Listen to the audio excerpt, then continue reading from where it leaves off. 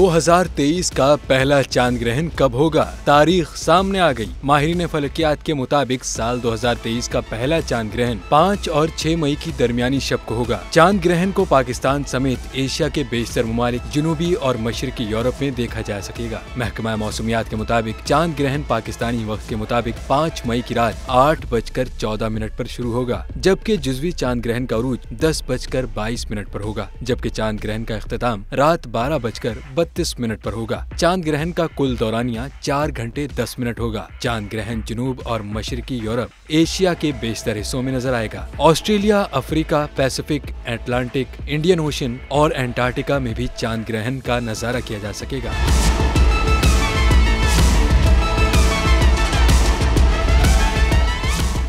हवाए नफ्स की है हुक्मरानी, लुटेरा कर रहा है पासबानी।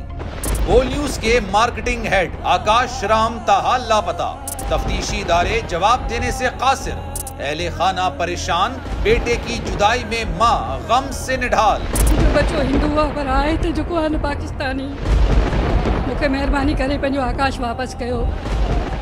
अमरीकी सेनेट में कांग्रेसमैन की आकाश राम के अगवा के खिलाफ पुरजोर मुजम्मत।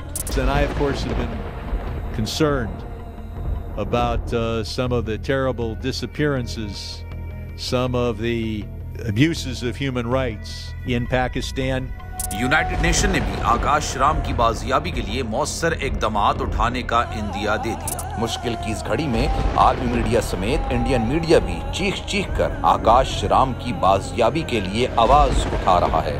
आलमी सहाफती तंजीम और इंसानी हुकूक की आलमी तंजीमों की भी आकाश राम के अगवा की मुजम्मत।